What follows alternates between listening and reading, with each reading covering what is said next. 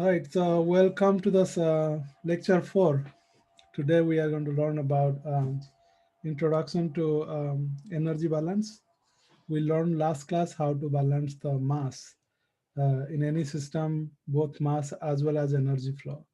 Even for as simple as a lake or rivers, all you see is the water flowing, but that water has some energy. For instance, it has kinetic energy, it has potential energy if it's standing higher, and it has also thermal energy. That's why that energy flow is also important because in many systems that energy is also difference between whether a certain kind of microorganism will survive or not. Even fish do not like too much warm water. For instance, salmon, they need a little bit colder water to breed.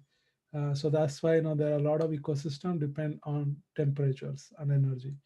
So there are many applications for energy, which is also related to our our home. So we'll discuss all that today. Before that, with announcement, homework 1 is due today by midnight. If you need more time, just send me an email, just for my record that you asked.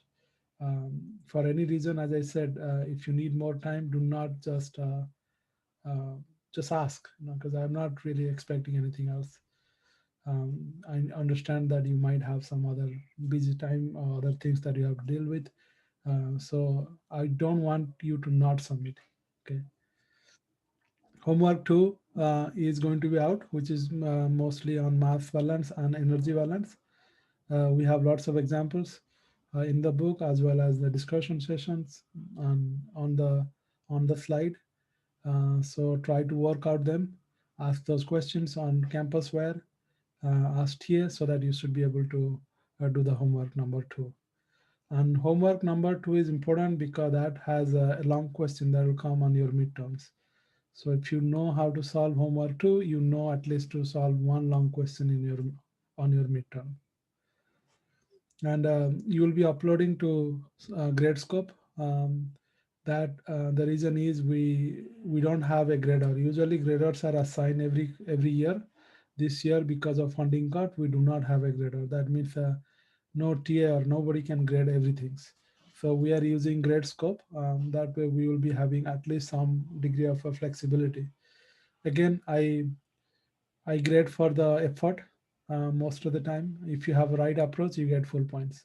Okay, even you have a wrong answer at the end. What I really look for is if you have right unit, those something you cannot make mistake, because if you just write a number without unit, it doesn't mean anything. So unit has to be there. I take points off from unit. Um, and if you have right approach, you get full points. Right approach and unit, right approach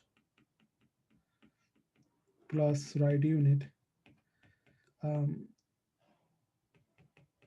will be full credit. Okay, even you have wrong numerical answer at the end. So again, I see that you make effort, give effort to so that you can learn. My only goal is that you learn.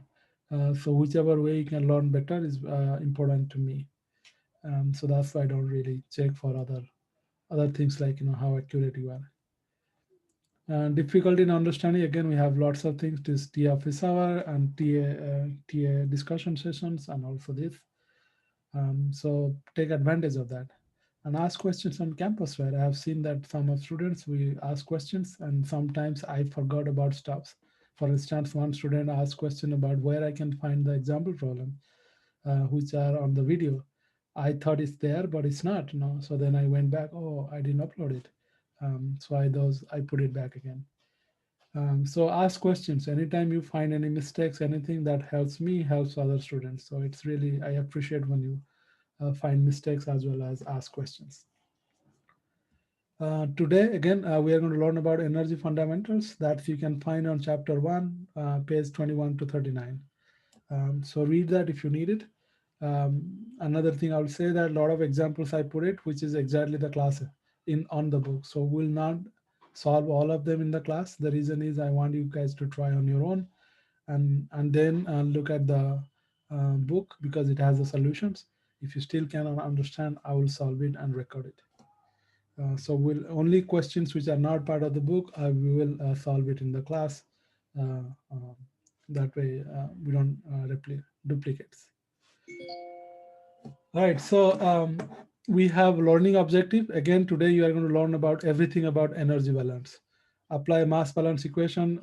So I'm going to, I think it's, um, I didn't change it. No, this is a mistake. I'll let it out. No, so this is from the last lectures. So I'm going to put it. It's basically you are going to solve energy calculations. Calculations in all environmental system. Okay, that's all you are going to learn. And conservation of energy, you learn a little bit of thermodynamics, because um, that's the concept you use, but very little, okay, not much. And also you learn a little bit of energy unit, okay, because there are different units used. So you should know how to convert one energy to another unit. All right, so conservation of energy, like conservation of mass, energy is also conserved. Any system, when you think of energy, whether it's open system or closed system, energy can transmit out of the boundary. So that's why it makes it a little difficult or challenging to solve for energy balance when you are working on um, just any system. And what are the real world applications? Well, if you are thinking of renewable energy, most of the problems on renewable energy is related to energy balance. Because it transforms from one energy form to another form. So we'll apply only for the environmental system. For instance, here I give you three examples. Number one, waste heat recovery in cement plants. So what you see here at the bottom, these locations, if you see, this is the on the left side, this is the cement plant. You have a limestone, you mix them together, then you heat it up. That's how you produce heat. Because that reaction is exothermic, so it also produces a lot of heat. So then you produce all that cement, but you have lots of extra heat. Now that heat somewhere it has to go. So normally what it goes is it exposed to atmosphere, so that you have thermal pollutions. But what you could do is you could actually take those waste heat and create electricity. So you see over here that heat of the steam, and that steam goes through these generators, which produce the electricity for the plant itself.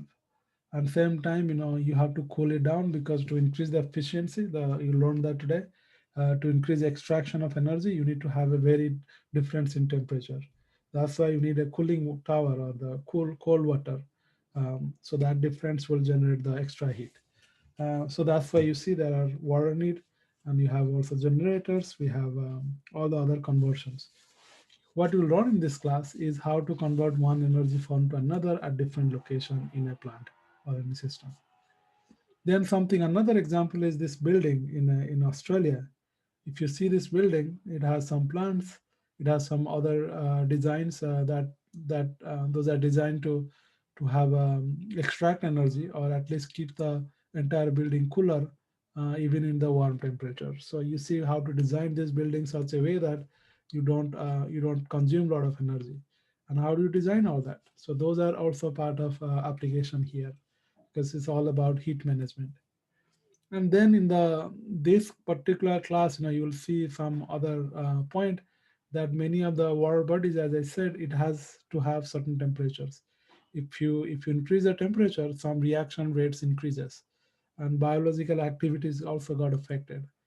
So when you think of how much carbon dioxide, nitrogen dioxide emissions from lake or sediments, that are all sensitive to temperatures.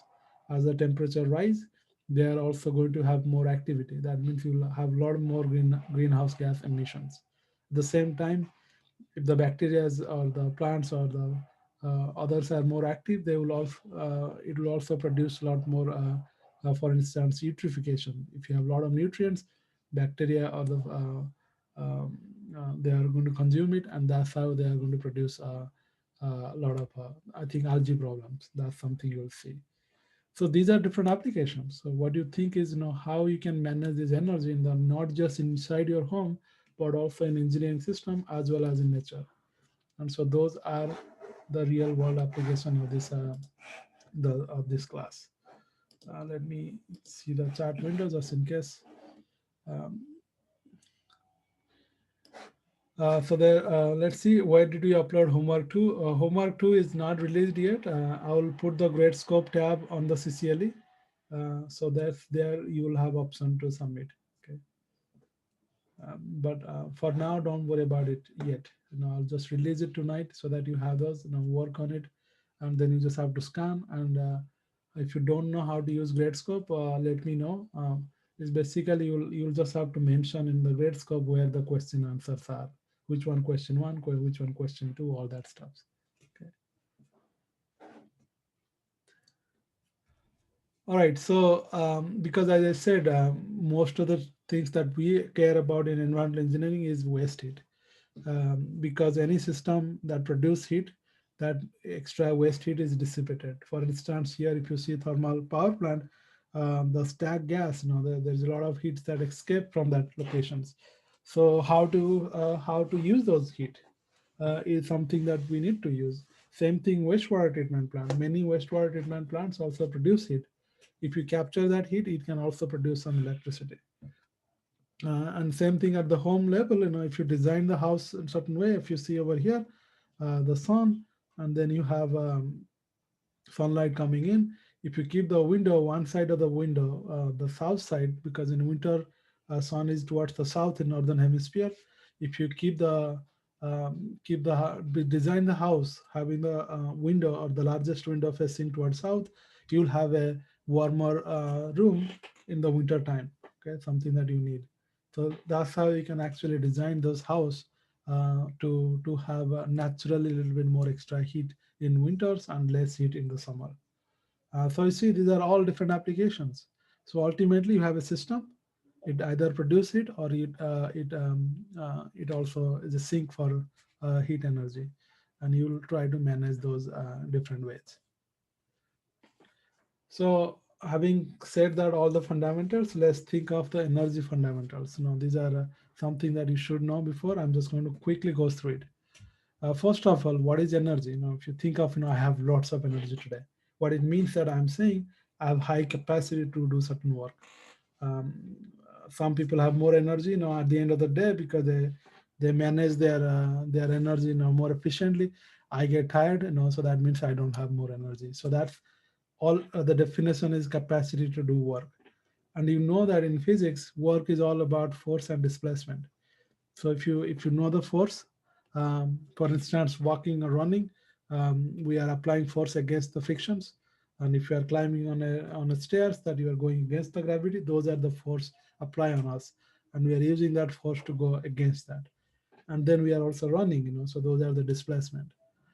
So if you multiply force, which is a newtons is the units, times meters, you get Newton meters, and that's the work definitions of the unit of our work.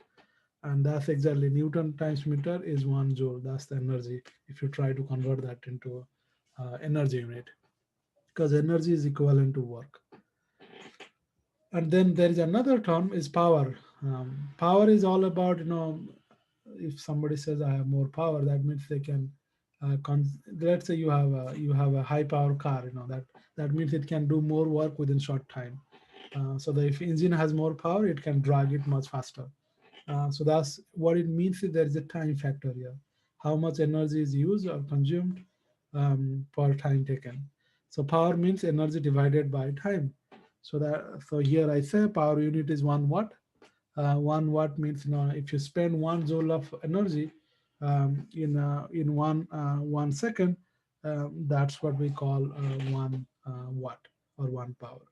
So a lot of time in the example, I'll ask you what is the energy used. If you know the power, you multiply that time, then you can calculate how much energy is spent.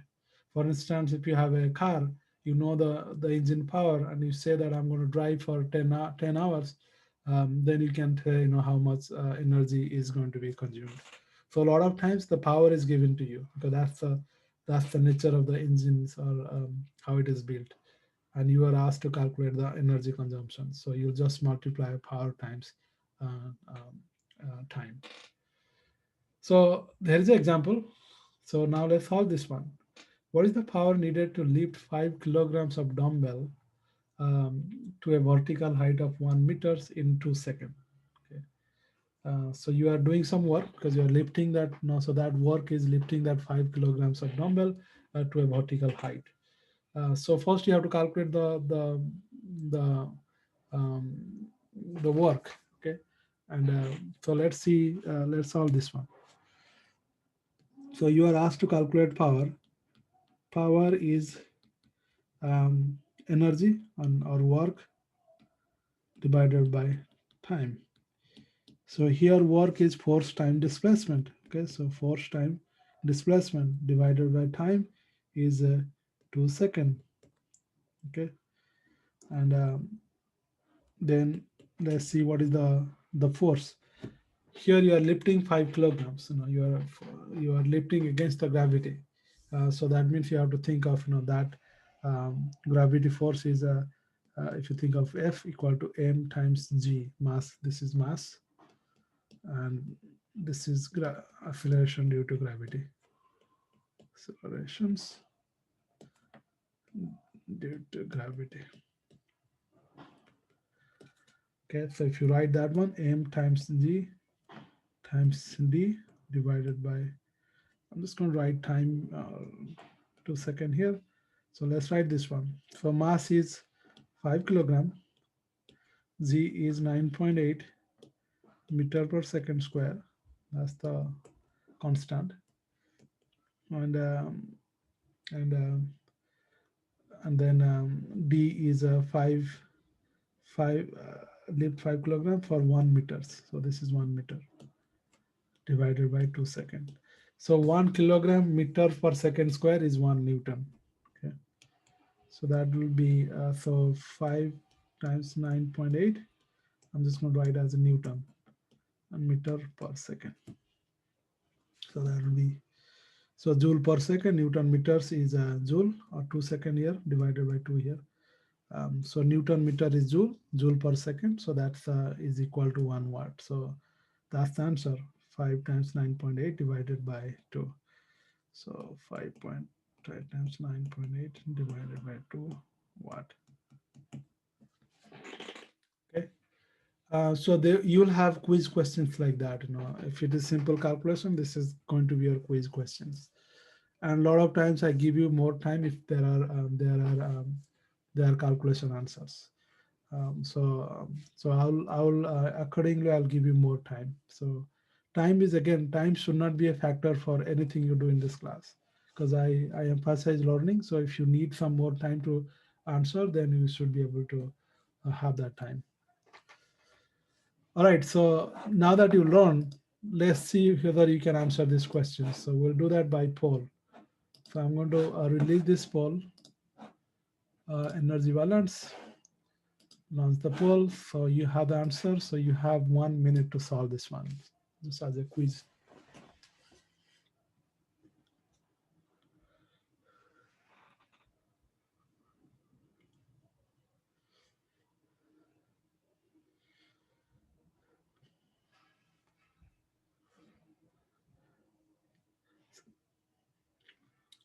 Question is, I ask, how much will it cost for the heater to for the time?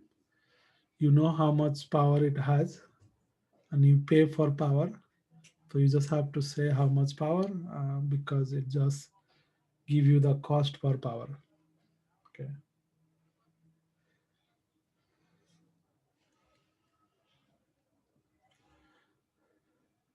So K is kilowatt. Okay. So K is kilo means 1000.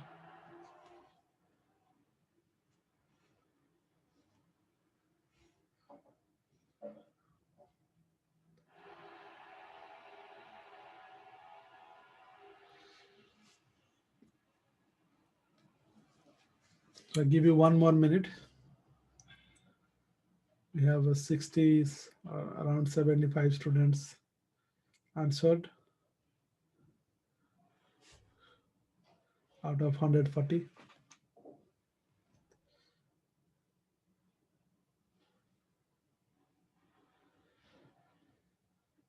So based on this question, it seems like you need at least 2 minutes for any questions on quiz. But again, quiz, you will not see the question for the first time. This was the first time, so it naturally will take longer. But if you are prepared and you saw all the questions before, it should be much faster. But anyway, just try. So I will. So you continue answering. I'm going to start explaining. Okay, the answers. So the question was, how much it costs. So cost is will be, it's given 0 point or 10 cent per kilowatt. Okay, kilowatt hour. And then you just have to say how much kilowatt hour you have consumed. So what's the power before you consume? You consume power is 2 kilowatt. That's what you can. That's the heater, and then that's the power, and then you consume it for how many. So this is the energy per unit time, and how long the time would be. That's the total amount of energy. So that will be times 10 hour. Okay. So this is the total energy you consumed, and then this is the total energy that you pay for unit energy cost. So if you do this one, become 2 times 10, 20. So this will be everything cancel out. So 10 cents times 20. So this will be $2. Okay. So this is what based on the poll, I'll just write it here. 5% use this, 90% people answer this, 3% answer this, and 2% answer. So this is your result of, okay. All right, that's this is expected. In fact, you are doing much better. So try that again. You will have more questions like that in future classes, so that you have direct. It will increase your learning experience. All right. So now that you learn about energy, so let's think about different energy units, because a lot of times when you think of food, that's the energy. That's the source of energy for us, and we think of calorie. We don't really think of joules. If I say this is the food and this has this much joules, nobody, it doesn't sounds right for us. It is in terms of calorie. So if you want to convert what is 1 calorie means, 1 calorie is the amount of energy required to raise the temperature of 1 gram of water to 1 degree Celsius. That's how it is defined. If you convert that to, you learn that, how to convert that to joules. It becomes 1 calorie is 4.184 joules. So you should write these conversion factors in a cheat sheet before any exams, because you don't want to keep looking for these things all the time. I'll give you, but sometimes I don't have to, because this is open book. Your goal is your job is to find those. So that's why it's very important that if you look at all these slides, you should at least write those unit conversion factors before the exams. And there are many different units. Here I wrote all those units. If you see, energy units are joules, and then kilowatts, gigawatt of year, that's for the large production of energy, calorie for food, BTU, British thermal unit, that's for the coals and all that people use. And then you have other not so common form of energy. Oh, And then, yes, Professor, 1 calorie is equal to 4 joules, right? That's what it said. yeah, Of 4.2 joules.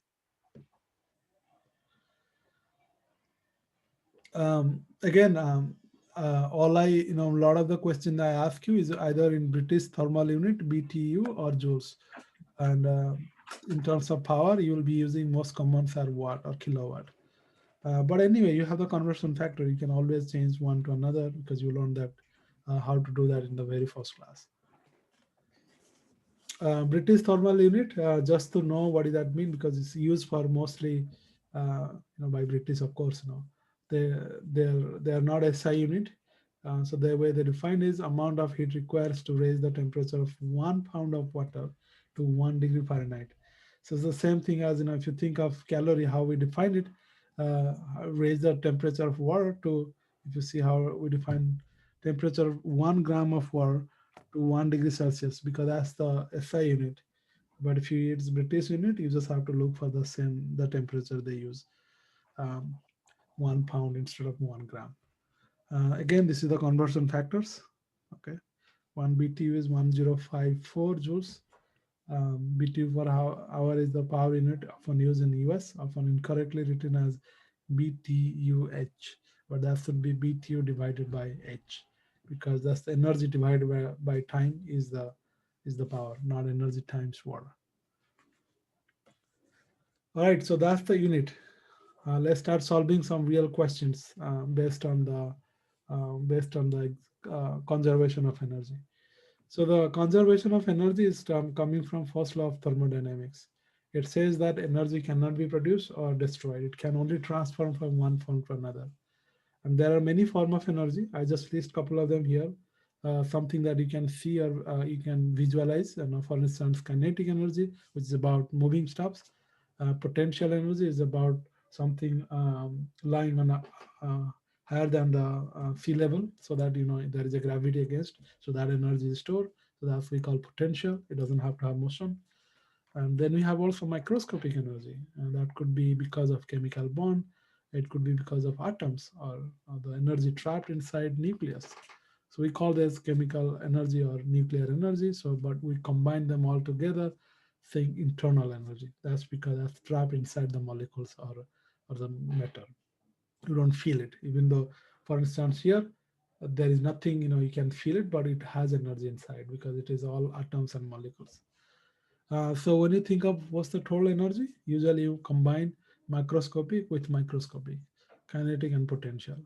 But a lot of times when you think of renewable energy, it's all internal energy, the conversions. Um, but when you think of designing those in engineering system, you take advantage of kinetics and potential energy, usually kinetics energy. And we also call that mechanical energy. Some book says it's mechanical. The reason is something is moving. So as I said, things are changed from one form to another. So let's learn that in this particular example. There are a lot of different pieces here. The way it starts is um, your entire goal is to convert electricity loss. Let's start from there. You have electricity. Okay, that's your end goal. But electricity is generated using a generator, and that generators, the principle is that you move a magnet inside the if you move a magnet, that moves or if you make electric conductors inside a magnet, it produces electricity. That's based on physics. So you have a moving part that's moving inside a magnet, okay, and then the currents. So that means if something is moving, you have kinetic energy here. Okay, so kinetic energy is converted to electric energy by the generators. And but then where do you get the kinetic energy? Well, that kinetic energy, something is moving, is not by itself. It's something make it move, and usually it's a steam in this case. If you have a hydroelectric power, that's the water itself. You store water in a very high height, and you drop them at the very low height, and that potential difference is converted to kinetic energy. So that's where potential energy has become kinetic energy. But here you get the kinetic energy from steam. Okay, that's the same kinetic energy. It's just transferred from one form to turbine. But before that, where the kinetic energy comes from, that comes from water. That water is here. It doesn't have any kinetic energy to begin with. So you got that from some form of energy. So that's why you are hitting it. Okay. So that heat here is basically your thermal energy is converted to kinetic energy. But now, where the thermal energy comes from? You are using fuel. So that fuel is what? Fuel is basically your materials like carbon, you are burning them. So that fuel or our body has chemical energy because it's made from atoms and molecules. So your chemical energy converted to thermal energy. Okay. So that's how you produce here. And then to make this more efficient, as I said, the energy extraction depends on, you learn that, a difference in temperature. That's why you have to cool it down. If you cool the turbine, or the keep the temperature low, it produce more energy. So that's why you have to have this system of cooling. Okay, so this is low temperature, this is high temperature, T is high. So the greater the difference, that's how you can convert that energy. Um, So that's why you need, as just like the world circulation. So you need some energy to for that to happen. And then there are some extra heat is lost here because you are producing this fume. So it has also kinetic energy and thermal energy. Okay, because these fumes are heated, So that's why there are some, but those are not used. Those are wasted heat. So these are waste energy. Okay. So when you are designing the system, you have to think of all the different pieces and you have to calculate all that. So when you think of, that's just a complicated example, but imagine you have a system. It could be just a machine or anything. When you think of conservation of energy, you are just going to say that energy is form of just the absolute energy, like kinetic or heat energy, but it also matter when the matter move. It has also kinetic energy. So you have to account for both energy of a mass as well as energy as heat or work. Okay. So when you think of conservation of energy, net change in energy, that's what I'm going to write it here. For some reason, it didn't work.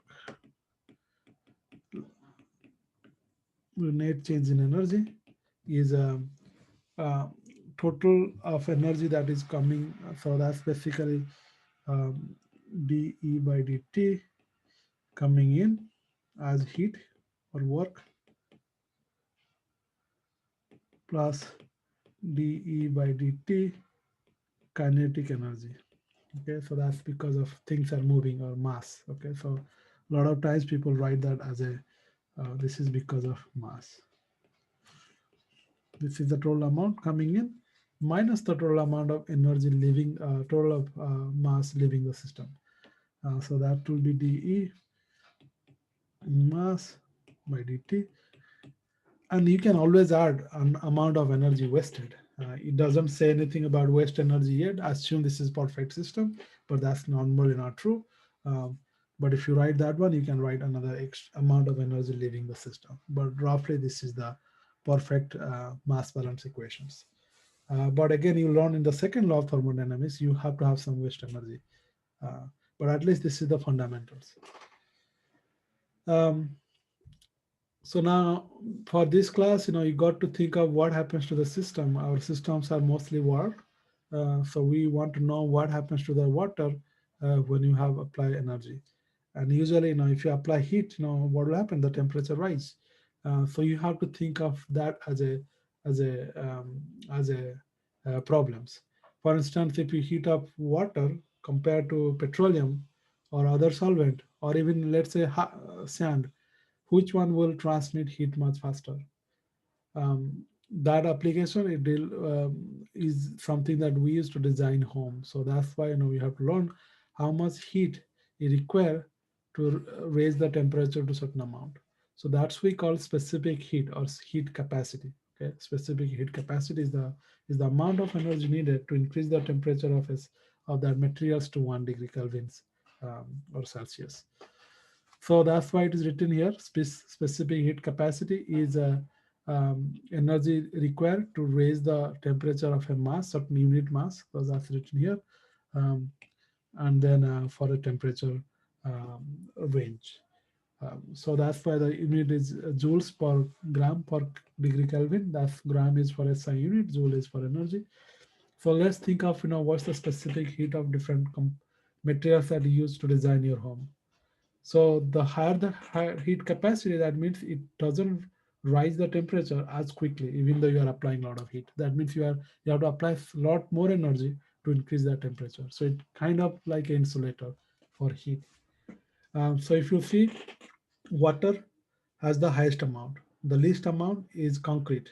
Let's see which one. The least amount. Least amount of us is steel. So that's why if you think, if you design your home in a steel, it's a steel enclosure, and you sit inside and you have the sunlight coming in, things will heat up very quickly because it doesn't have much capacity to hold it. Whereas if you design the things, entire home, and some way magically feel that um, the water will heat, water will keep that heat, okay, without raising the temperatures. So that's why it is used to think of, where things are going to be heat up. So, for instance, in summertime, there is a reason why, if you're living near the coastal area, the temperatures are always kind of, if you see, the temperature in the coastal area is always several degrees Fahrenheit or Celsius lower than the temperature inside the inland. The reason is this: if you think of soil, the heat capacity is around zero point 0.8 joule per. So that means it doesn't, it, it need only small amount of energy to heat increase the temperature by 1 degree Kelvin or Fahrenheit. So that means every time there is a, in the summertime, the inland is heat up much faster, whereas the near the oceans it stay remain cooler. So that's again one applications. Other application is how to design your green buildings. Um, is this the why you asked to go back? Is this the slides you want to? No, the other one, please. Thank you. Yeah, so I think it's important to write those numbers because you'll use it a lot of times. But it has, book has it. Also, you have in the Wikipedia link that I gave you, so that you can see if you want to design, let's say, doghouse, what to use, so that it doesn't. Another reason to say is, what if you remember, in many winter place they have a double pane windows. What it has is basically you have a glass, then there is another glass, and inside there is air. Okay, so why it helps? Because air is a very bad conductor of heat. So that means if you have sunlight coming in here, sunlight, this is outside, it heat up the glass here. Okay, this is going to be heat up high temperature. Whereas inside the room, this is room, the temperature is low. um, and for this heat to transmit to the other air, that this air has to heat up, this air. But this air doesn't really conduct heat that well. So that means you have an insulator in between. And if air doesn't weigh too much, so that means you can design this much cheaper compared to adding actual material insulator. So that's why double pane glass is very good at thermal insulations in winter time. So that's kind of like on the hydro flasks, uh, like was that the hydro flasks. They kind of use the same thing, don't they? Or kind of like, which class? I don't. oh, Well, it's I. just like this, kind of like cups that Oh, allow you I to see. keep You are right. You are right. You're right. your like your whatever liquid you have, Yes, uh, yes, yes. cold or warm. Exactly. Kathleen, in fact, write those. So yes, what it does, it basically you have this coffee mug. It has air in between, so that's why you don't get the heat when you hold outside. That's exactly the same reason. In fact, that's the reason how you also remove heat from a system. If you want to remove the heat, you want a very good conductor of heat capacity. So that's why you usually put water here. So if you put water, so imagine what happens. Now it will conduct much faster than even glass. So what it does, it's a good conductor of heat. So that means if you want to remove the heat from a system like a cooling tower, you basically circulate water. So that means it can absorb so much high amount of energy without even rising the temperatures. But if you do that any other solvent, it will evaporate. So whereas water will not. So that's why a lot of the cooling tower has actually water as a solvent of the liquid. All right, so again, just to show that we talk about this, the application is how to design your green roof design to manage energy and harvest. So this is something you'll learn in the other class, CE um, 159. That's the class green infrastructure. Oh, structure.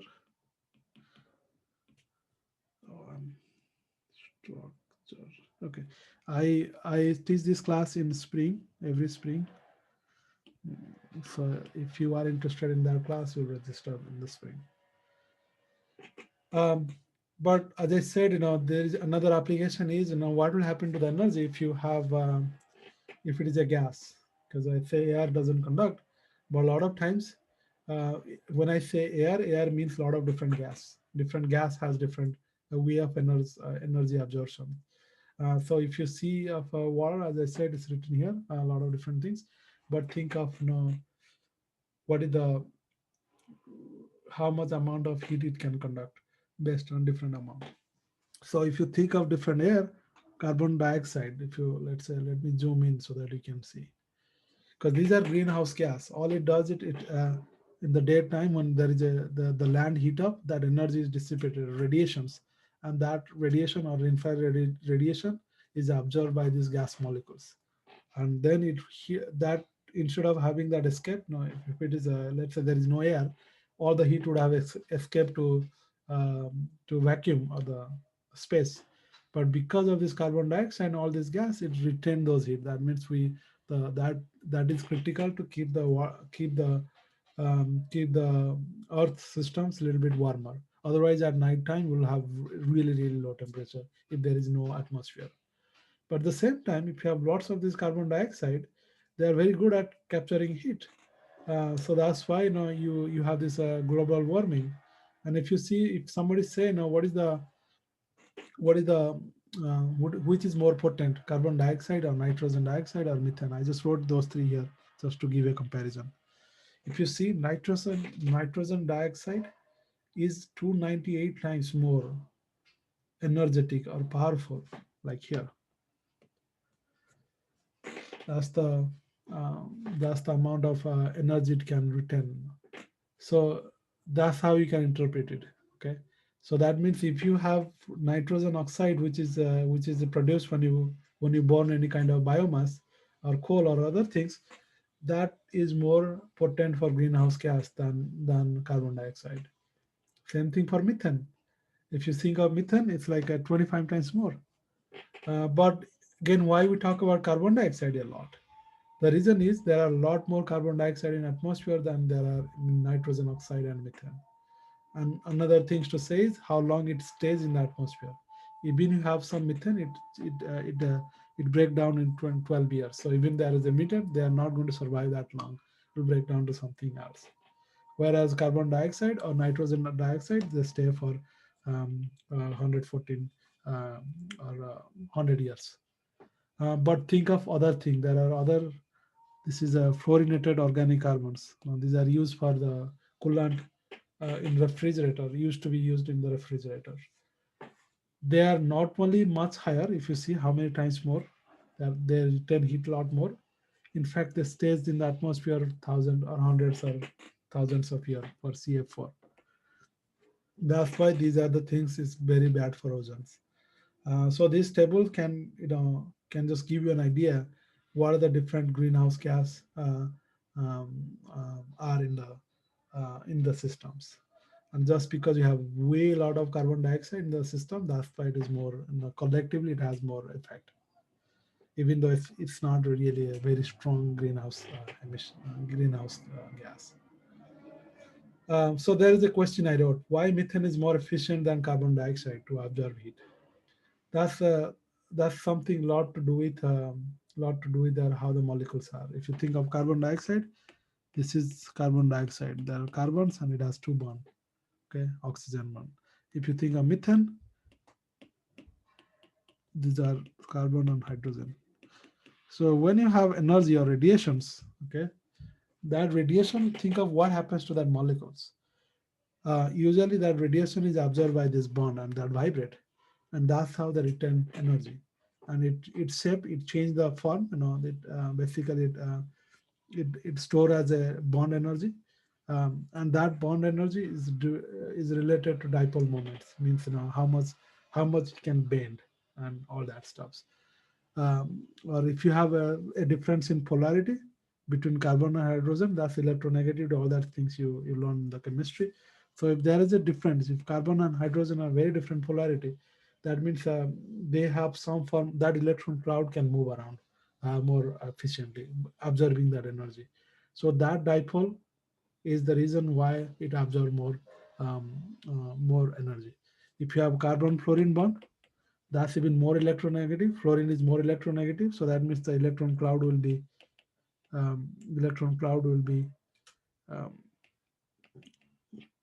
will be more shifted towards fluorine. That means energy can be absorbed by that electron cloud and move. So you have more space to move around and store the energy. Whereas carbon dioxide, if you think of there are like two hands, it doesn't really move much. Like double bond. So double bond means think of it's very rigid. It doesn't really move that well. So it doesn't really absorb that much more energy efficiently than any of these other molecules. So this is again connecting what you learn in the chemistry fundamental level to why certain gas is more potent than other. So there are a lot of applications. If you ask those questions, you will learn those. You can start connecting all that. Professor, Yes. so what does it mean when you have higher GWP? Uh, so it says global warming potential. That means, if you have the same amount of carbon dioxide, because carbon dioxide is something that we use as a reference point. So that's why we say that we assign that to 1 unit, because you have to compare against something.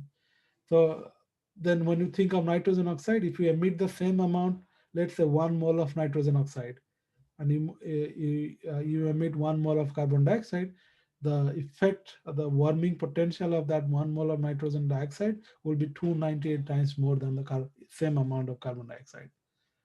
So that's basically a way to see, in 100 years, if that stays there, how much impact would be. It's just a way to compare. So these Okay. WP written here. So that's just a form of saying which is more harmful. Okay. All right. So again, this is a if you are interested in that particular research, then you can read these articles. Professor, Yes. do we take into consideration in that table the infrared intensity? Is it infrared? Yeah, Yes. integrated infrared intensity. Yeah. Because we'll learn about that. What does that even mean? Because it's a radiation. So you learn about what is that, how the radiation has more power. Okay. Okay, thank you. All right. So another fundamentals. We learned that. What's the heat capacity? Heat capacity of water we discuss about specific heat. But what about water? What about gas? Because when you heat up water, it's incompressible. The volume doesn't change, so the energy is remain as temperatures as or store as such. Okay. Um, the reason why water molecules absorb a lot more heat is because of hydrogen bond. Okay. So think of water molecules. So you have oxygen, you have hydrogen. Okay. And then this hydrogen will combine with another hydrogen. So this is H bond. Okay. So that's water. So when you apply heat, you have to overcome that hydrogen bonding. Okay, so you have to destroy that hydrogen bonding before that energy can be transmitted. So there will be some amount of energy is consumed just by to break that hydrogen bonding. That's why it has very high capacity, because it's just connected with hydrogen bonding. But when you think of gas, it doesn't have those hydrogen bonding. So that means if you heat it up, they're going to start moving around. So when they start moving around, it will apply pressure. The volume will change. The water volume doesn't change much if you increase the temperatures. If you keep rising, um, increase the temperature. But whereas if you think of any other liquid which doesn't have hydrogen bonding, or even think of a gas, it will expand. So when they expand, there is a energy associated with that, because that moving around, the molecule bouncing around, the pressure increase, that there is another extra energy. So when you think of total amount of energy or capacity, you have to account for pressures and volume when you deal with the gas. That's why we define a new term, total energy, which is enthalpy, is not just internal energy, but also the energy because of change in pressure and volume. So that's why when the volume is constant for a gas, then you say that specific or the enthalpy at constant volume. So that's our specific heat capacity. So this is again same form, amount of energy required to increase the temperature by delta T. CV is the specific heat capacity at constant volume, and mass is the amount of gas. Okay, if you do that for pressure, that's about the same way. But for our system, like in a water system, you don't really have to worry about all these different units. The reason is water doesn't really have change its volume. So for most of the time, for our system, change in internal energy is because of change in specific heat. Okay, so that's mass times C times delta T. This is for water. This is all we are going to use. Okay, just know that there, if you are dealing with gas in some system, you have to think of account for this pressure and volume drop. I'm just going to read the example. Now that you learn how the energy is, all you have to know is if you know the delta T, CV, or specific heat and mass, you'll be able to calculate how much energy is required to heat up the temperature.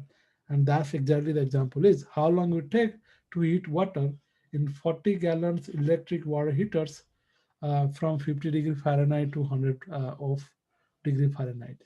If the heating element deliver 5 kilowatt of energy.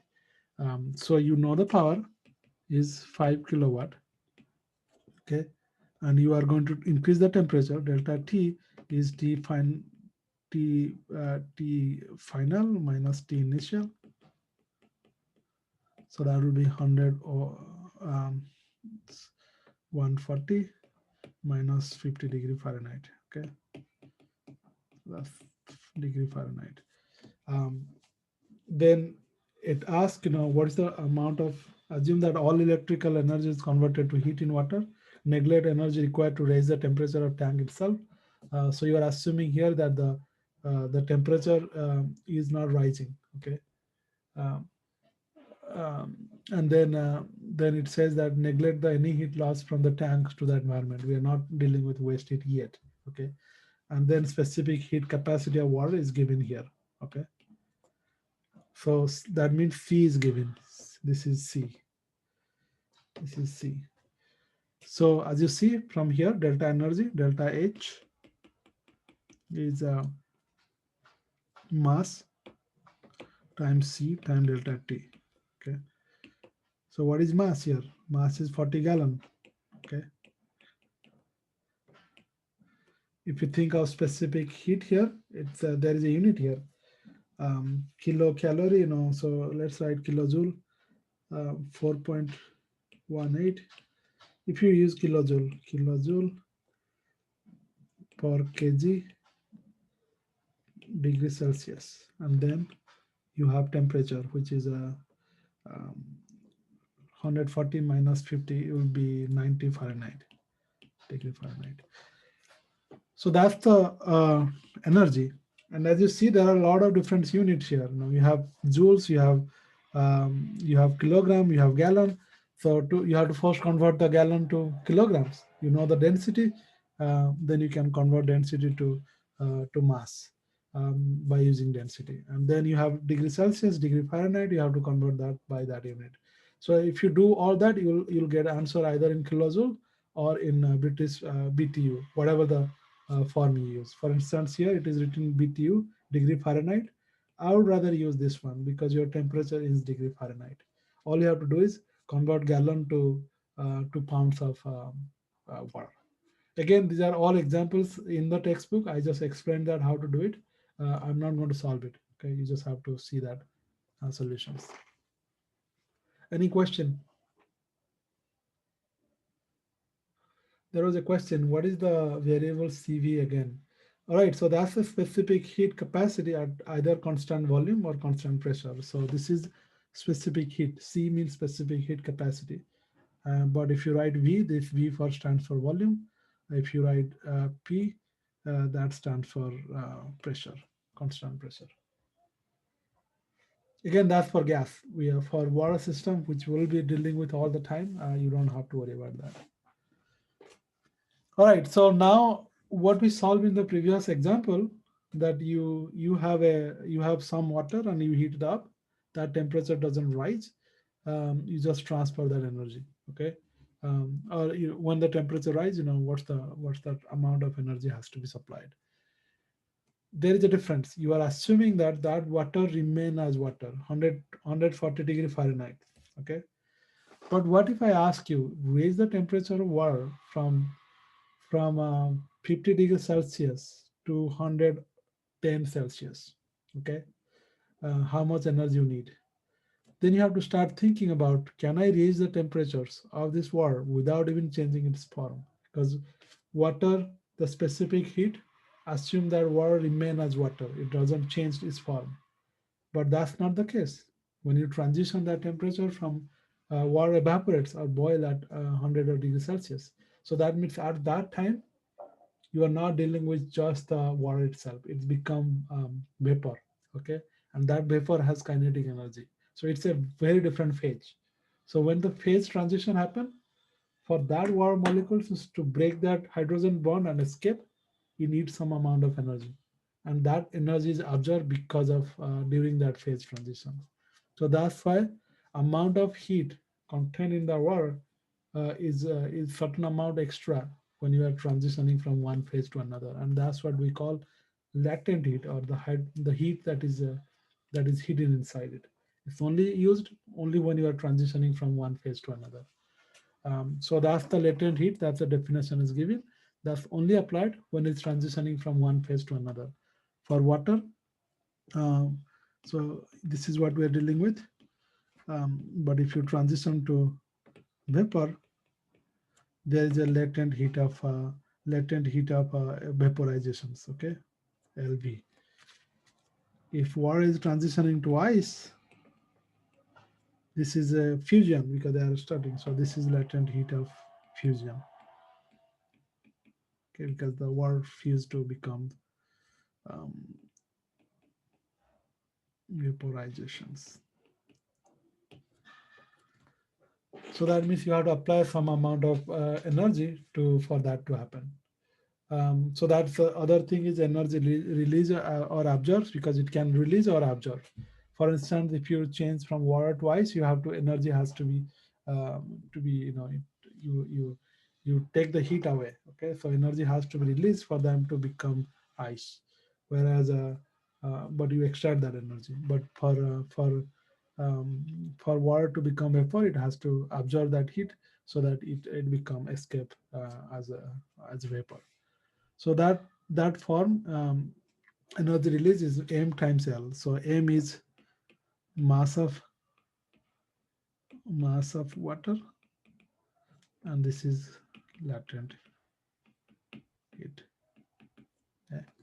That's just the unit. So why it is important? Again, these are important in that cooling tower system that I just explained, because you are evaporating water, making it steam, and then you are cooling them down to condense them and then reuse that. Whole cooling tower system works that way. So those are given here, heat of evaporations, all that unit. So this is just explaining how much latent heat is required when the ice, as you increase the temperature, this is you are heating, right? This is the left side is heating. As you increase the heat and heat and heat, at 0 degrees Celsius, imagine this is ice. The temperature is not going to change because that energy is now being absorbed by the that has to overcome for that ice to melt.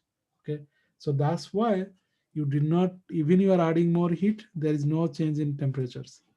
That's because of that latent heat of fusion. It has to overcome that. But once that all ice become water, then we start absorbing water.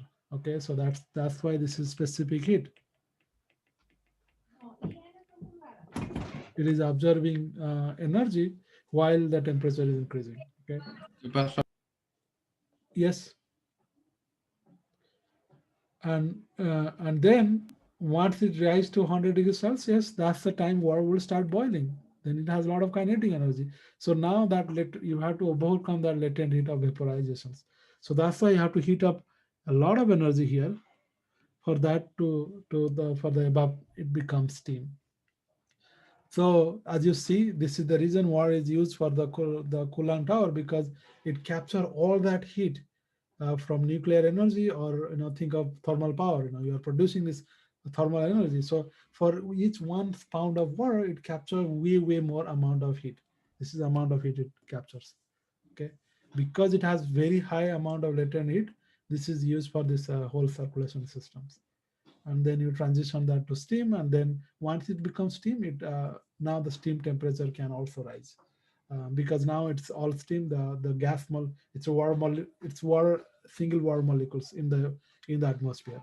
So because this is a polar molecules, again, oxygen, hydrogen, that the dipole moment, it can capture that energy, and this angle will change. So that's why they're just basically vibrating, and that's how they will absorb more heat, and this is now going to transition to that steam turbine. Okay. The phase changes are when the graph is sloped. No, the phase change occur when the graph is there is no slope. So this is the time it phase change.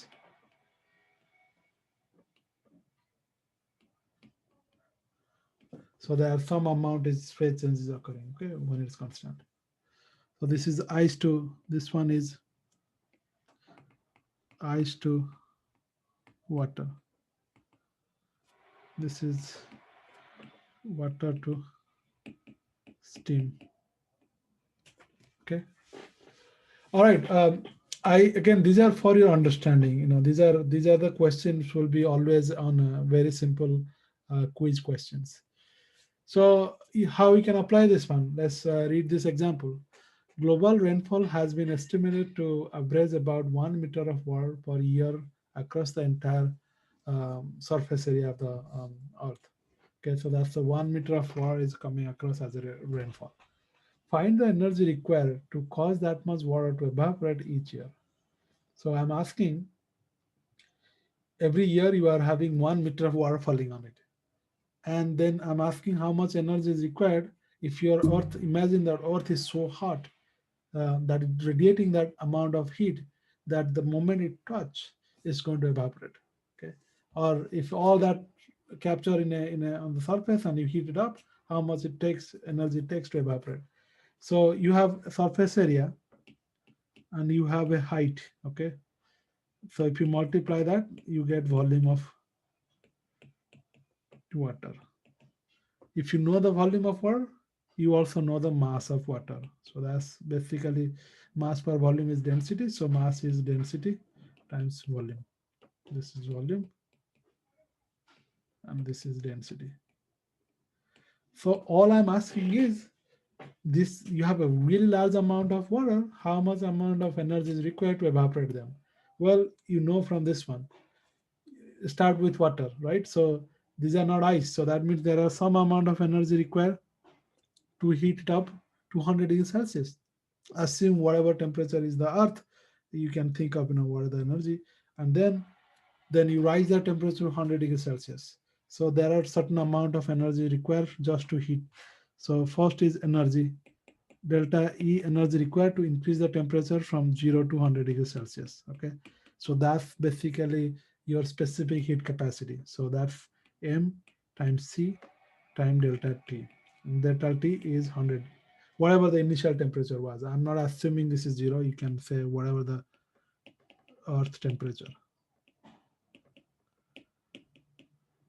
surface temperature. You have to rise to 100 degrees Celsius. Okay, whatever the water temperature on the Earth surface. So if you know that, that's the energy required just to rise them to that temperature. Then energy will be absorbed just for vaporization. So that's I'm going to write as the vaporization. So that's basically latent heat mass time latent heat of vaporizations. Okay. So when you add them together, it will become that energy is required. Okay. So again, this is the concept. You should look at the example problems in the book and try to solve it. Any question? Yeah, what do you assume for the initial temperature then? I think the sea level condition is 25 degrees Celsius. Check the example. I didn't really see. Now let's see what's the example. Let me see what the book says. Book assume. Oh, let's see.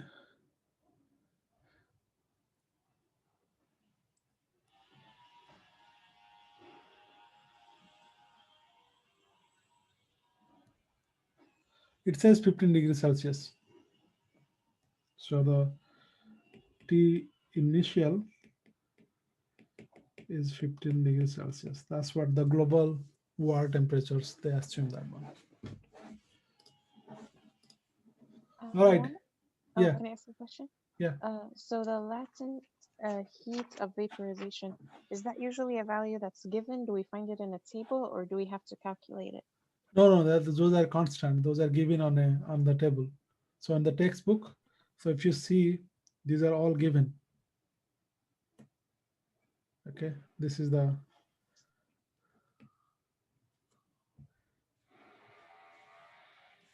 they're all given 2257. I don't want to oversaturate it. So this is on the table. I put those in table 4. So these are all part of the textbook. So these are given. Thank you. Okay, so now that you learn how much amount of energy is required, a lot of times, as I say, keep talking about cooling tower. Now let's think of cooling tower, what it does. You are basically transforming the energy from one form to another, but then that steam is moving. Okay, so the flow of matter, so the amount of water is moving is also that has to be accounted for. So what we write about is the absolute amount of heat. Okay, this is the absolute amount of heat, but that's changed over time because things are moving across. So when you say how much energy per unit time, you just have to derive by delta T here. That's all I did it here. Okay.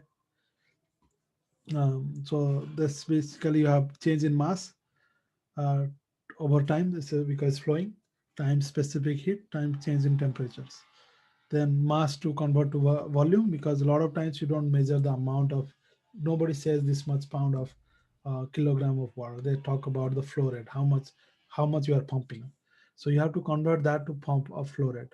So mass can be converted to volume by using density. This is, anytime I write rho, just assume this is density of water. And then volume can be converted to flow rate. This is Q is flow. So this is what the final answer is: amount of energy, rate of change of storage energy. Because this is something measurable unit, this is flow, because that's something you are pumping water. So that's the measurable quantity, or the something you are operationally you can. And density doesn't change. So this is a constant. This is a constant. This is also a constant. This is the temperature. So this is determined by the cold water, cold versus hot water. Okay. So that means if you find the coolest water near that cooling tower, you have more efficient energy extractions. Because the higher that means because this all depends on delta T. If the difference is much higher, you are going to store more energy. So that's why in a lot of times this kind of system, they really get cold water from the bottom of lake, so that the temperature is very cooler. Professor? Yes. So what symbol we're going to use for specific heat? Well, I'm sorry, for the equation heat. I know in chemistry we used to use Q, but now we're using Q for flow. Are we going to use something else for that heat equation? So we're just going to use E energy. Yeah, I mean, there's a notation. As long as you write what the notation are, it's fine. Because sometimes book use different types of unit. Okay, because you're right. Now some books use Q as a heat energy too. So usually it's given.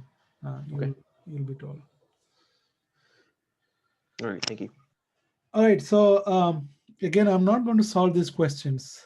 This is the longer questions. This is all about energy conversion, kinetic energy to all that. So what we explained now is you have a flow coming in at certain temperatures, you have a flow going out at other temperature, because you are using that energy. So you are extracting that water, and you are conducting that heat captured from burning coal, and then the warmer water comes back to the stream. That's how that stream temperature rise from 20 to 24 degrees Celsius. So anytime you have a cooling tower system, your effluent water will be higher temperature. So that's called thermal pollutions. As I said, fish will not survive at high temperature. So it's very important how to, when you have this kind of system, you have to understand the ecological impact of that temperatures. So I'm not going to solve again. This is given. This is for the extra examples. So at the end, you try all that. I'll solve it after you finish trying. Again, the solution is given. This is the final thing.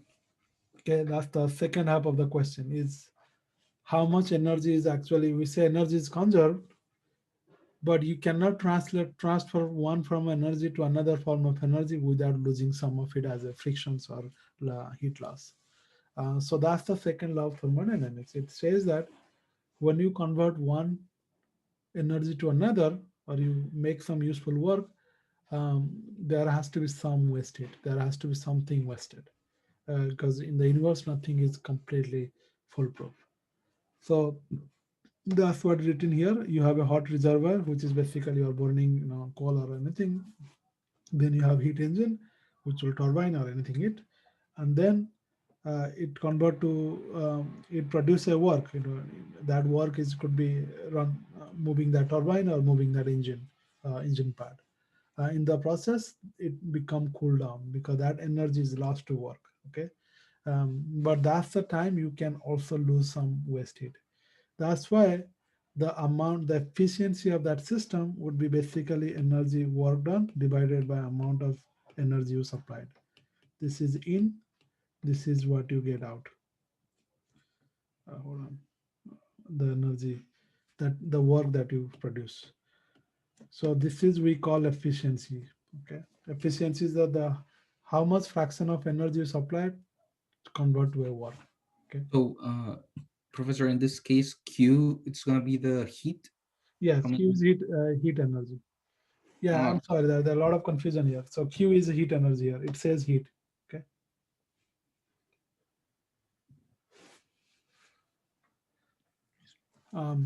So you supply heat energy, which is Q here, and that fraction of that is become useful work, whatever things you want, and the rest of them is escape as heat. So that fraction is called efficiency. And that efficiency maximum would be depends on the temperature differences. What's the difference in temperature? T cold to T hot. Okay, so that's the reason to have higher efficiency of water extraction. You need the difference to be much higher.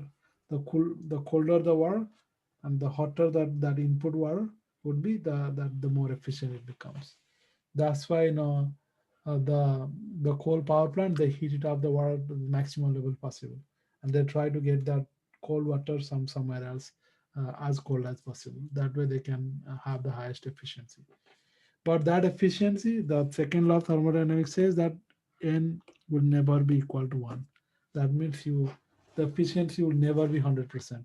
It can be 99%, but never be 100%. So this is just to show that when you convert kinetic energy to all the different energy, I just wrote everything else, that every time you transfer from one form to another, there is a losses energy. So when you transfer chemical to thermal energy, there will be some loss. Imagine you are burning um, the gasoline. That heat is escaped because of the engine and all that, because your car get hotter or the engine get hotter, and that escapes to atmosphere. So that's the cause of low efficiency. Um, Daniel say that middle equation should be a delta T.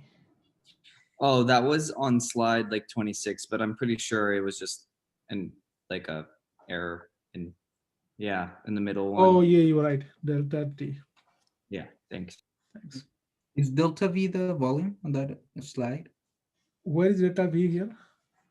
It's Oh the yeah, volume. yeah, this is volume. Okay. Change in mass is because volume. I have to find a different notation so that we don't mix together. But this is the only time you deal with heat. So I'll mention that. Again, the application of this process is you have to account for, we solve this one because you are getting energy here. Okay.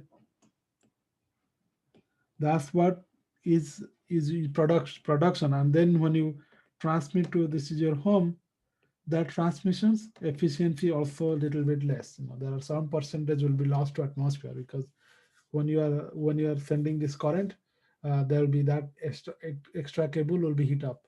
So that's why there are some energy just by transferring to A to B because of friction and resistance of that wire. Because you are not transferring that entire electricity in superconductor. You're conducting in some regular wire. So you have some low efficiency.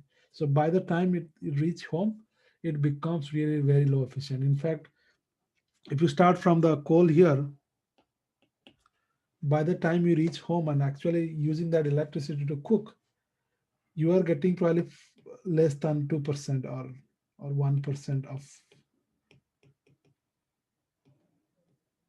coal energy. Okay.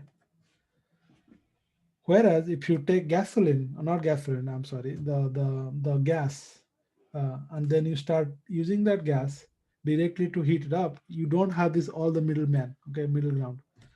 So there is no energy loss in between. So that's why if you are using gas stove versus electric stove, the energy loss is very low. Here probably 1% efficient. This is probably 98% efficient. Okay, assuming that I'm not talking about the energy loss for that gas to move from where the production house to all that. There is other energy. So that's why if you think of you want to get most out of the things, um, using gas is always going to be more efficient. But there is a trick here. Electric is renewable depending on where it comes from. If you have hydroelectric power, then you are basically using the energy which is renewable. Whereas gas, the natural gas is not renewable because you're not getting that. So this is something to think about. If you design, if you think of um, what kind of cooking you should cook in electric or gas, you have to think of where it is coming from. If it is coming from coal power plant, you should not use electric stove because that's something you are just wasting too much. Rather, it's almost like taking a coal and burning in your backyard and then directly cooking on top of that. That will be more efficient. Why to do all that other stuff? So that's why think of where you are getting electricity from or what's the source. Yeah, somebody was asking question. Yes, Professor. I just wanted to get some clarity on what it says under home. That's 1% of It kinetic says for every 3 energy entering the average thermal power plants, approximately 1 unit is converted to electricity and 2 units are rejected to the environment as wasted. So all you're saying is if you have 3 units coming in here, okay, only 1 unit is converted that means 66% loss because of all those wasted. Okay, thank you. All right, so there is another examples in the book. I'm not going to read it. Just use this what the concept you learned to solve it. You try it first because the textbook has the solution. So it's really not like there's no point of going through that. But at some point, if you don't understand, ask me on the campusware, and then I will solve that, or I'll release a video solving Are that. these examples from chapter 2? No, chapter 1. Oh, okay, thank you. So we are now mass balance and energy balance. That's chapter 1. Chapter 2 is actually chemistry that you already finished.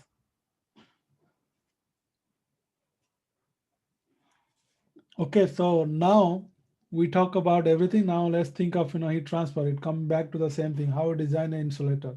How do you design your house such a way that it doesn't have enough because that energy transfer can happen in multiple ways. As you see over here, energy transfer can happen because steam is moving. Okay, so that's the conduction. Things are moving.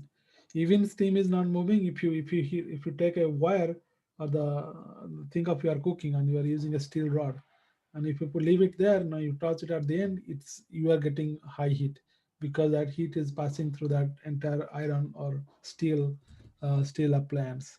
So that's the conduction. Basically, what it does in the solid, it heat up the molecule atoms and they vibrate against each other, and that's how the heat is migrating. So that's what we call conductions. Okay, conduction is basically vibration of atoms and molecule as they vibrate that transfer that heat. And so the which one is more conduction is all about thermal conductivity. So thermal conductivity is basically ability to pass the heat energy more efficiently. For instance, woods are not very good conductor. If you have a wood spatula, you can use that for cooking without really having the heat burn. Whereas if you take the steel, that's going to heat up very quickly. So that's about thermal conductivity. Convection is the material itself move. Heat here, here mass is moving. Here mass is not moving. But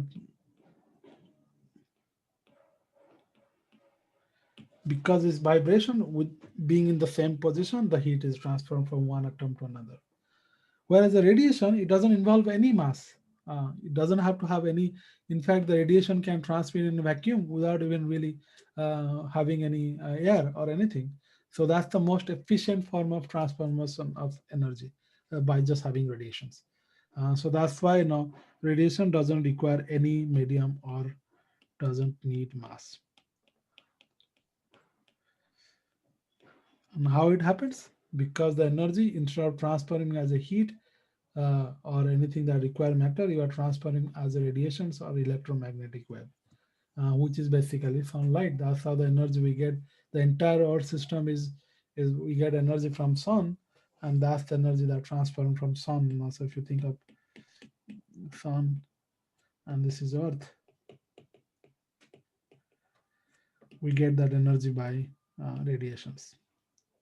Otherwise, if that form of energy is not transmitted, the Earth will not exist. There is no life here. So that heat transfer, as I said. Why not convection? Sorry. What question you were saying? Why not convection from sun to earth? So for convection to happen, there has to be some material move between Earth and sun, but this is vacuum. In between sun and Earth, there is nothing. There is no materials. It's vacuum. Vacuum doesn't have matter. So there will be no convections. So once it hits the Earth or the atmosphere, that convection begin to happen because it heat up the air, or sunlight pass through the air and then heat up the soil. That's how the or water, then water boils. That's the convections. Or air moves around in the atmosphere. The hot air move up and the cool air going down. So these are the convections. Conduction is basically your matter doesn't move. Like your entire Earth has got the fan heat up. That's the conductions. Radiation is just shown. Okay. So heat transfer, again, many of these techniques, heat transfer is, this is Q, small q, is the heat transfer rate. So it's given here. So that depends on, if you think of window, that heat transfer, if you want to calculate, that depends on amount of surface area, because it is basically transferring based on the contact. So that's why it's surface area times difference in temperature, that temperature gradients. So that's why outside temperature Ti minus T0 inside, or whatever the difference is. Then the bottom is the thermal resistance. That's the opposite of conductivity. So if you have more resistance, there will be less transfer. And that resistance depends on that material, what is made of. Okay. So those are usually given. R is given, then you have to just calculate this one. So any time of problems, this is given, area is given, R will be also given. You just have to calculate the floor, the heat transfer rate. So it's very straightforward questions. And a lot of times the example problems are the most difficult part is to know what those values are and what those units are. Once you figure it out, those units and correct units and value and what those values, then it's all about just plugging the value and conversion. So it's really simple questions. Again, I'm not going to read this one because this is part of the example question in the textbook.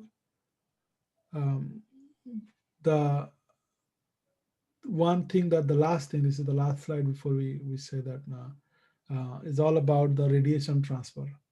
Like you said, how the sun energy is coming from to Earth is by electromagnetic wave. Well, electromagnetic wave, what do you mean by electromagnetic wave? It's just when you think of any wave, it has two properties or three things: velocity or how fast electromagnetic move, and that's the light speed. So that's the c. So that's like constant. Speed of light is constant all the time. Most of the time, there is a quantum physics where it can bend, slow down, or this we're not getting into. But imagine speed of light or electromagnetic wave is constant. That's basically wavelength times the frequency. Okay, this is frequency. Think of how quickly things are vibrating. If you are using a string, how quickly you are vibrating that. And then this is wavelength, is each string, how much it is, that one wavelength. Okay, so this is wavelength. And here is the important thing: we are dealing with energy. Energy is not dependent on wavelength. Energy is dependent on the frequency. Think of how much energy you are going to gym, and you're using that big rope to vibrate, or just making that wave. How frequently you do that, that's the frequency. Okay, so that's where your energy loss. Not about what is that this big wavelength is. That's about how far you are from that wall. That has nothing to do with energy. So when you think of energy, think of frequency. So that's why energy of any electromagnetic wave, it depends on that frequency of that wave. And then times a constant, which is called Planck's constant, which is given here. Okay, that's joule second. Okay, that's is given. And frequency is how many times it vibrates per unit second. Okay, so that's why uh, if you think of the unit of frequency, it's a hertz. Okay, how many times it's like a number now. So if you think frequency, that electromagnetic wave has multiple type of colors. So you always think of ultraviolet length or UV lights that can cause cancer. The reason why not red lights, why UV lights? That's because of, if you see violet, that's towards the bottom. That wavelength is much shorter. That means it has a higher frequency. That means it has more energy. So every time you are exposed to electromagnetic wave, you are getting more energy from sunlight. And that energy is transmitting, interacting with the skin and the cell. And because high energetic, it can cause all these different form of radicals in your skin. And that's why ultraviolet light is causing cancer as opposed to infrared. Okay, because that doesn't have enough energy to actually cause any kind of chemical radiations or reactions. So now that you learned that one, there is a real world applications. Why red lights is used for stop traffic signs, and why is UV exposure dangerous to skin? I just told you this one, so I'm going to write it here. For UV, frequency is high. That means more energy per photon.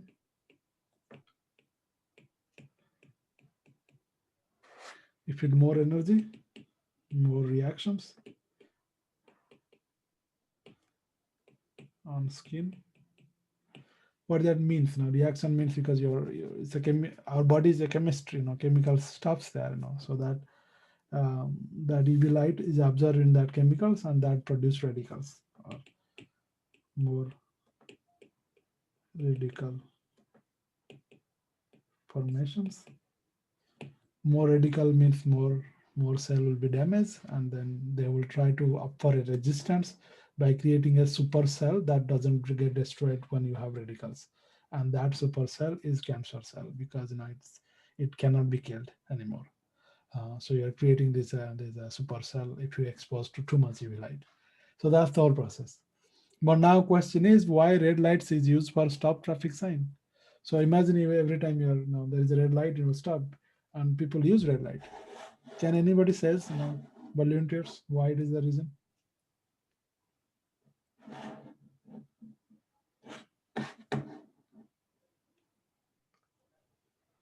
Why not other color? I'm sorry, what was the question?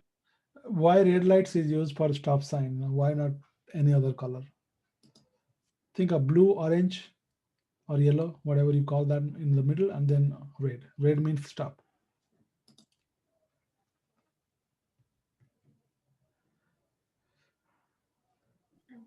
Does it have to do with the wavelength? Like, because it has a longer wavelength, it's more likely to pierce through like clouds, or I mean fog or something? Yes, you're right. So that's also related to energy. Why it pierces through? So long wavelength. Okay. Long wavelength means it has low energy. Low energy means it doesn't interact with the obstacles as easily, so it doesn't absorb as quickly. So that means low interactions or absorption with fog or atmospheric dust. That means if a driver is driving for a long distance, they will see the red light. But if you have fog and a blue light, you can't see it. Red light will, because blue is if you see the blue light here, blue is here. Okay, blue has a high frequency, so that means it has more energy, so it will be absorbed by the atmosphere or the dust. All right, so I think that's the last thing is about how much energy is being radiated when you heat up something. Imagine you have a materials, and you are going to see how much radiation occur from a substance, because the earth is radiating all the heat. That depends on these equations. All it's saying is basically the radiation depends on temperature to the time 4. So that means if your body mass has more higher temperature, you radiate a lot more heat. Okay, and it increase exponential, not exponential, to the power function 4. This is just just so that there is nothing to think of. This will help you to determine how much energy is being lost to atmosphere every day at certain temperature. So that's why that example is given. Okay, so I think that's all. These are all examples, and then I put some more example here. You can solve those. This is a question in the exercise in the book at the end of exercise. So that's one of the question here. This is another question from exercise. So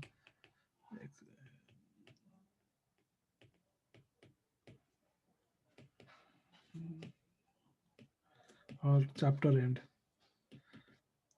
So when I give you also the homework, I also give you some question in the chapter end exercise. So these are the 2 examples. So what I'll do is I'll ask TA to use those examples as a discussion questions or some more questions so that but at least try those 1, 2, 3, and many examples I didn't solve because these are all on the part of the book. So it's already the solution is given. So try that.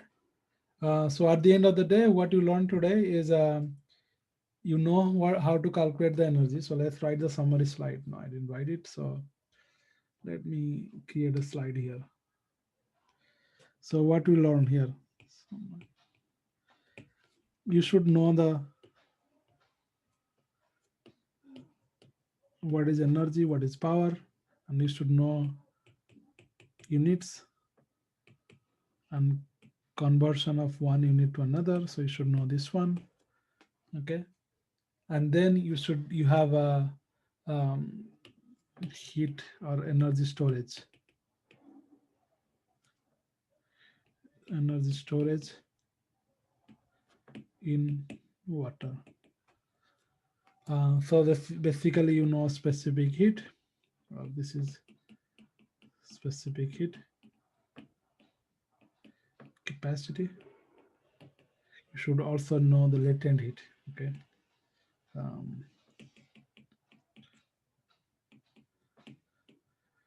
This is latent heat is important when the phase transition occurring. Whereas specific heat when there is just increasing the temperature without really. So that's why when you think of heat, delta H or delta heat is mass times C times delta T. The reason is temperature is rising. Whereas for the latent heat, you don't have a delta change in temperature because latent heat means just the phase is transitioning without raising the temperature. So that's why it's M times LB latent heat. Okay, there is no delta T here. And then you have thermal conductivity or that factor radiation stuffs like that. And then you have a mass balance. Another is efficiency. Efficiency of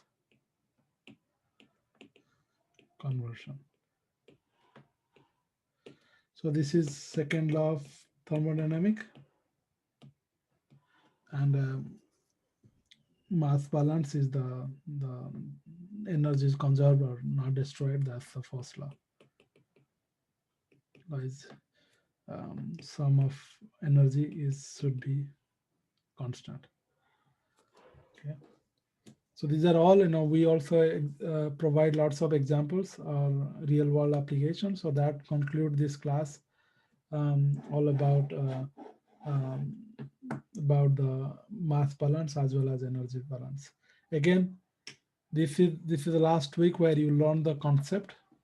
Now every week we'll learn about different types of environmental engineering problems. So every week we'll have either groundwater, surface water, sometimes we'll have wastewater, so all different design. And every equation that you see derived from this concept. So the conceptually you all should be okay. I wanted to ask, will the quiz cover homework 2 as well? And what lectures should we prepare up to? So quiz cover mass balance. Okay. Quiz also cover everything here but quiz, as I said, I give you chemistry quiz, example quiz. I'll also give you mass balance quiz this week. Okay, which will be a practice quiz. So you will see what kind of question will be. But everything short question, short answer will be there.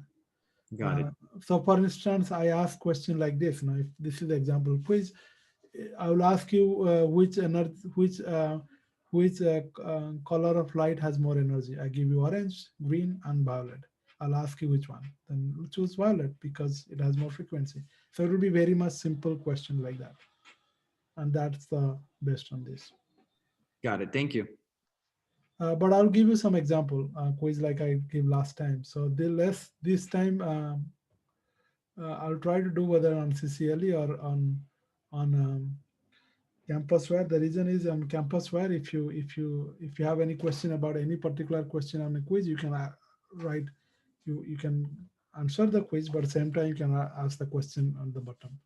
That way, we'll have whole class will know the concept.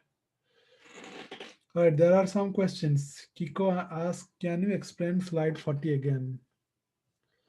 Okay, slide 40 means, I'm asking what is the amount of energy radiated out of a hot body. Okay, it's called black body radiations or emission. So imagine if I give you a let's do this one. Give you a ball. Okay, the ball which is hot. And I say that let's put this one in your room because you don't have a cooler. And this ball or the magic ball is going to somehow magically heat up the entire room. So that emissions, you will say how much energy is radiated from that ball is depends on the temperature of that ball. Okay, so that's whatever the temperatures and the area. And there is a constant here. Okay, so how much amount of energy is leaving the system or radiating from that hot ball it depends on that constant, and this is the surface area, because okay, and the key is temperature to the power 4. That means the energy that emitted is very much dependent on temperature, not just linearly. The higher the temperature, the more and more energy will be radiated. Does that answer the question, Kiko? What day will the quiz be released? The quiz is on based on the syllabus. It is on Wednesday, so you have 24 hours to solve the quiz for release after the next class. That way you have, because you have, I want you guys to go to the office hour, all that stuff, and ask me any questions on the end of the Wednesday next week. And once the class is over and around 4 or 5 o'clock, I'll release the quiz. It's due 24 hours from that. Okay. So that means it will be 20 minutes or whatever the time give you. It's 20 or 30 minutes for 10 questions, because time is not a factor here. But once you click it, you have 20 minutes of that durations to complete it. So my suggestion is don't click it until you prepare yourself, and you have 24 hours. Within 24 hours, whenever you are free to do it. It says Wednesday on schedule. Yes, that means I release the quiz. Once I release it, you have 24 hours window. What I'll do is when I release the quiz, I'll send emails by CCLE or on CampusWare, so that you get notifications that quiz is released. So that means you have 24 hours from that time to answer the quiz. But the window is not going to change. It's not like you'll open the quiz and come back after 2 hours to answer it. That doesn't happen. You should prepare and then click it only when you're ready. Next Wednesday, yes. All right, so I'm going to stop share the slide. We can now, I think that's all. Any questions now we can answer. I have a question about the participation grade. Oh, I removed the participation grade. So there is no participation grade. That's something before I had it. I accidentally didn't really remove it. Okay. The reason a lot of students are not attending the class in person. So I don't want to be unfair to you guys who are taking time to come here. So it's very hard for me to compare what is participation on participation. When there is an in-person class, we give participation credit based on who asks questions on CampusWare. So that because the whole class benefited, but now it's not. You don't get any extra credit to attend. But I appreciate you are here. All right, any other questions? We are right on time today. Yeah, I have a question. So the last equation that we got for energy was a radiation equation. You gave one earlier that was a kind of a heat transfer through a wall. Yeah. Is that one, would that be more conduction or convection? Does it really matter? Yes. So the radiation equation that you see doesn't require any matter. If you see E equal to that constant times surface area times temperature, there is no mass here. So that means there is no conductions. Okay. So this is more about radiation from sun. Okay. Radiation through atmosphere. But whereas the previous one where I show you, that's the conductions. Okay. Okay. Thank you. But the question will be given very clearly. So try to do the examples. Again, these are all fundamentals. These are not necessarily going to be applied everywhere. From now on, you will just apply this concept wherever it's needed for different example systems. So you'll learn more about those concepts of that specific case. For instance, groundwater, you learn about what is groundwater. But when you solve the contamination problem, you'll already have those mass balance background. Okay, well, unless you have questions, we can end the class now. See you Professor, next week. Yes, Daniel. Yeah, I sent you a private message. Do you want me to discuss that here, or do you want me to? You know what? I'll email you about that. Okay. Thank you. I mean, I'm just going to make it generic. Any times you have difficulties or if you need any accommodation anyway, just send me email. As I said, I emphasize on learning, so I don't really want any kind of constraint for you to have prevent that learning experience. Kathleen asked the question, so it will be open on Monday at 2. Do you want Tuesday at 2?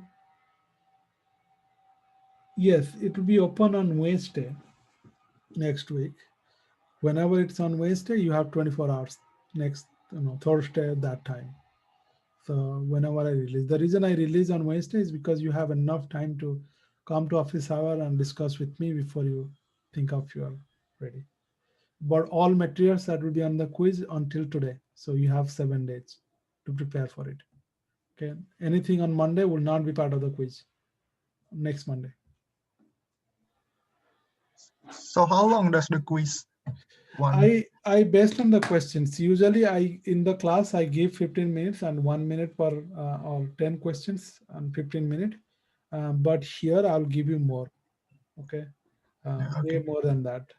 The reason is what if you have some distraction? That's why as I say, I don't want to put the time as a constraint. So you should have enough time. But normally I give you 15 minutes for 10 questions. And I assume that you prepare for it. You should not be looking for different textbook and all that stuff during you should have your slide open. You should have your summary. The more you write those summary and those, it will be much faster for you.